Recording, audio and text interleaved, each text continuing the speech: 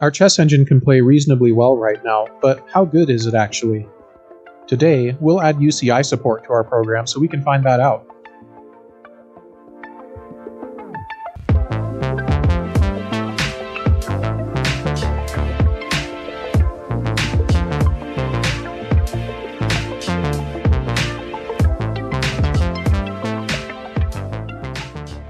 Hello everyone, my name is Mike and you're watching Polymath Unlimited. In this series, we are building a chess engine from scratch in C++. Last time was a major milestone. We got to the point where our program graduated from a chess program to a chess-playing program. That is, our program can now automatically play chess moves against the user. In its current state, it does play a halfway decent game of chess, but there's still lots of room for improvement. Before we go making a bunch of changes, though, it would be nice if there was a better way to see what effect those changes have than just, oh, well, I guess it seems like it's playing better now. The best way to do this would be to make it so that our engine could play games against other engines. If we know how strong those other engines are, then we should be able to tell about how strong our engine is by seeing how often it wins or loses against those other engines. This way we will be able to tell for sure not only if the changes are beneficial, but exactly how beneficial they are. Conveniently, there's a very commonly used open-source communication protocol called the Universal Chess Interface, or UCI, that allows chess programs to communicate with each other. Our job in this episode will be to get the Universal Chess Interface up and running so that our engine can communicate with other engines that also run UCI. The UCI protocol makes extensive use of something called Forsyth-Edwards notation. This notation defines a way to encode information about a chessboard into a string of characters. For example, this is the Forsyth-Edwards notation for the initial board state. In this notation, we first list out all of the pieces on the board. Here we can see all of the black starting pieces, then the empty squares in the middle, then all of white's starting pieces. White pieces are denoted with capital letters, and black pieces are denoted with lowercase letters. Next, we have a letter denoting whose turn it is. A W means it is white's turn, and a B means it is black's turn. Then we have a list of characters that gives the current castling rights. Upper and lowercase k's and q's present in this list mean that white or black is allowed to king or queenside castle, respectively. Since this is the starting position, all castling rights are still present here. A dash in this field would mean that no castling rights are remaining in this position. Since this is the starting position and no pawns have moved yet, there is no en passant target square, so there's only a dash here. The next thing we have is the half move counter. It starts at 0 and gets incremented after every move, as long as that move is not a pawn move or a capture. If the move was a pawn move or a capture, then it gets reset to 0. The last part of the string is the full move number. This is a counter that starts at 1 and gets incremented after all of black's moves. Now that we have a handle on the particulars of this notation, the first thing we need to add to our program is a way to set the board state to match a particular Forsyth-Edwards notated position. Let's go to our chessboard class and add a new method called setPosition. This method will take a string called fen as an argument, and set the board state to the position specified by that string. Note that since we are now using strings, we should include the string header from the standard library. Inside this method, we will first set the stack index to 0, and set the board state to be empty with no pieces, castling rights, or en passant target. Next, we need to read the position from the fen string. There are lots of ways to do this, but a very convenient way is to use string streams. String streams are stream objects similar to the stream objects from IOStream, FStream, and so on, but instead of letting us stream to or from the console or to or from files, they let us stream to or from strings, which will be very useful here. Let's include the sstream header, and then make a string stream called ss and have it read in from our fen string. Next, we will define several other strings that we will use to read different parts of the board state from the original fen string. Now that we have a string for each aspect of the position, we can set up the board state. To set all of the pieces on the board, we will first make some x and y variables to keep track of board coordinates and set them to 0. Then we will loop through all the characters in the board string that we got from the fen string earlier. We'll calculate the index coordinate of the square denoted by x and y, and we'll use a big if-then-else block to decide what to do based on what the character in question is. In the fen string, Ranks on the board are separated by slashes. So if the character is a slash, we will set x equal to 0 and increment y. Numbers on the board, rather than piece characters, mean that a certain number of empty spaces exist on the board. So if the character is a number, we will add that number to x. The other blocks will all handle placing pieces on the board. If the character denotes a piece, then we will use the setPiece method to place a piece of that type on the square denoted by the x and y coordinates.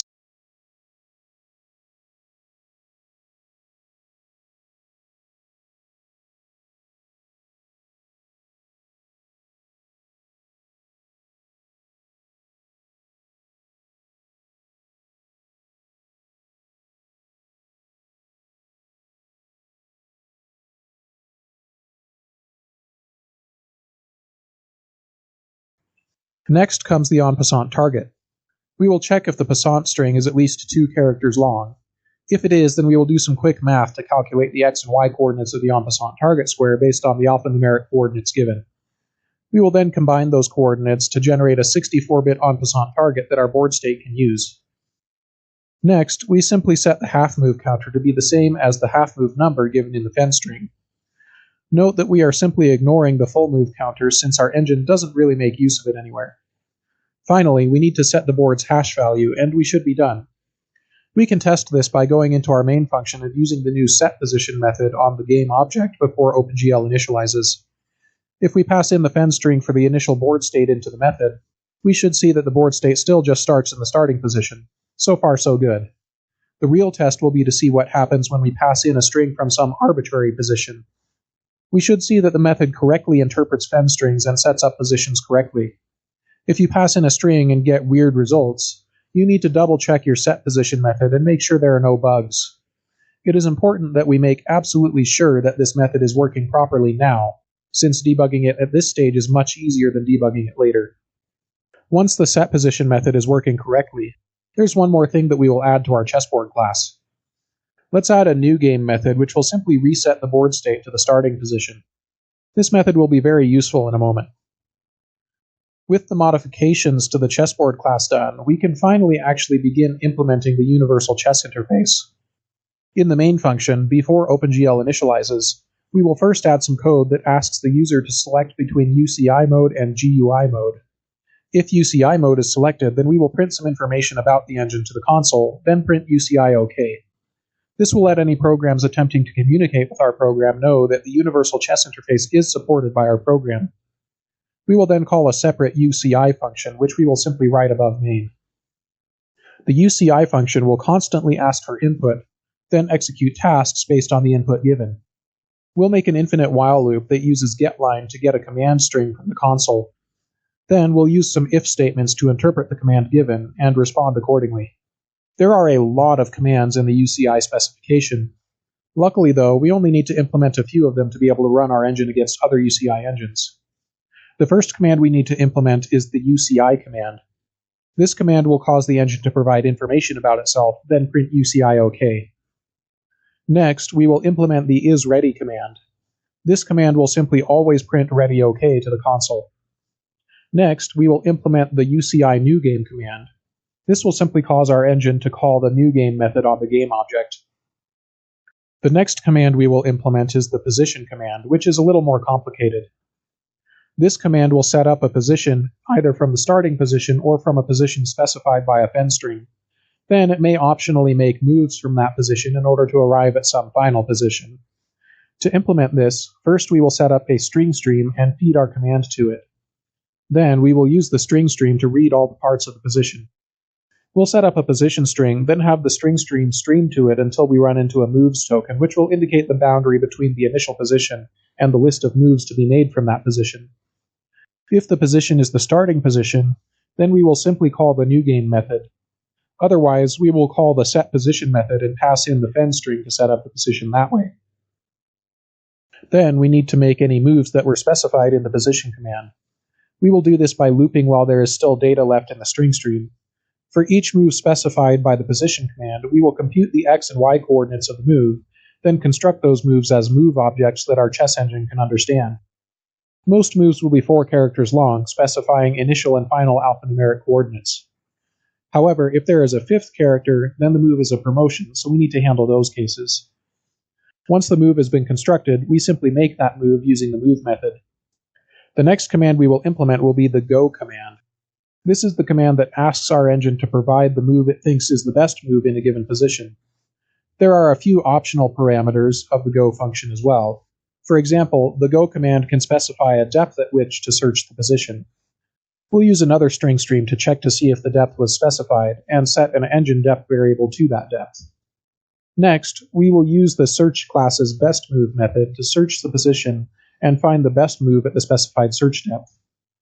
Once we have the move, we need to translate that move into alphanumeric coordinates.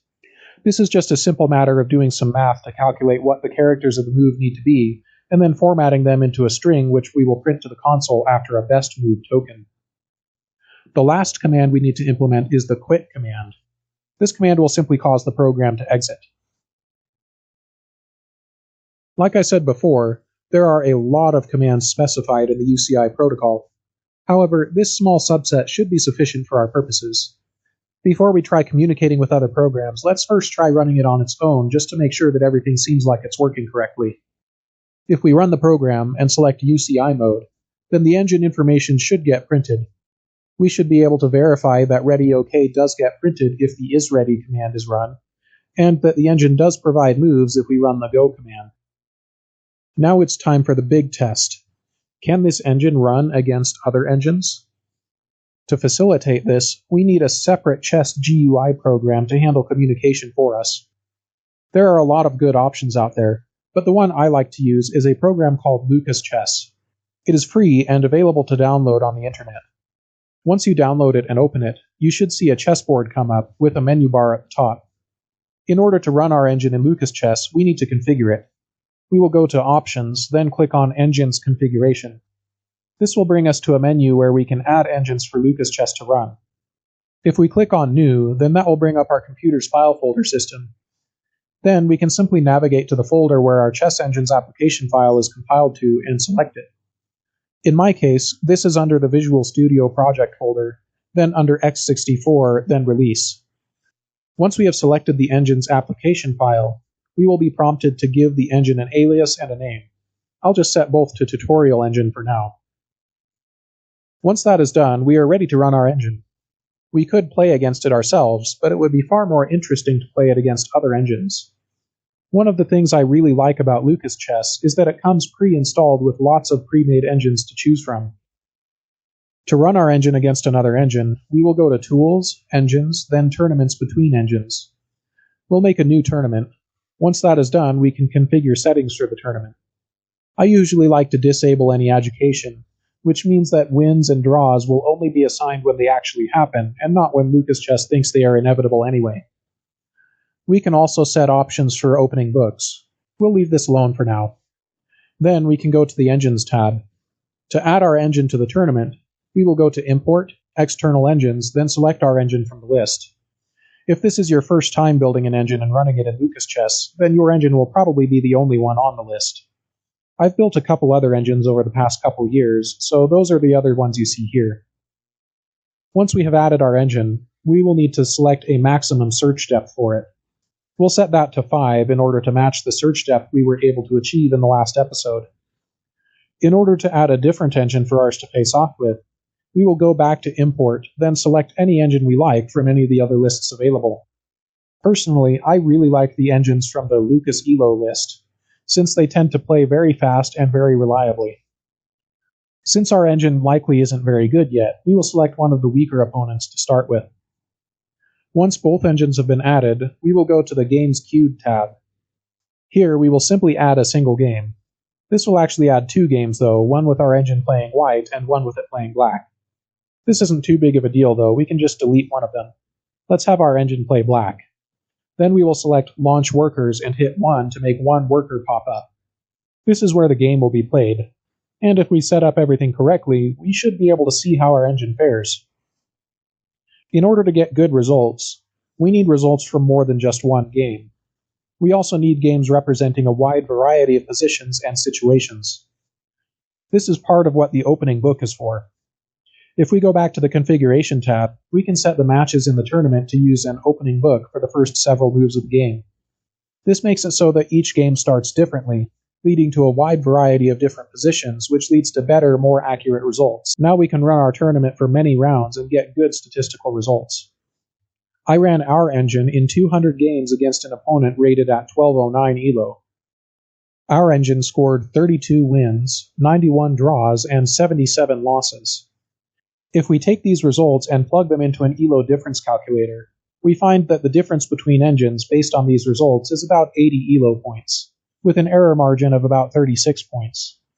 This means that our engine is most likely playing at a strength of about 1130 ELO. Not bad for how basic it is, but there's still a lot of room for improvement. Over the course of the future episodes in this series, we will be making improvements to the engine that will make it play much better. 1130 ELO is fine as a starting point, but it's really not that impressive compared to what other modern chess engines are capable of. I have managed to get versions of this engine that we are building to play up to around 2400 ELO, which is almost Grandmaster level strength. It will take a while for us to get this engine to that point, but it's possible. If that's something that interests you, make sure you subscribe to the channel so you don't miss out on future episodes. Have any ideas for features you want to see me add to this engine? Let me know down in the comments. As usual, the entire code from this episode is up on my GitHub, the link for which is in the description. Thanks for watching, thanks to all of my subscribers, and I will see you next time.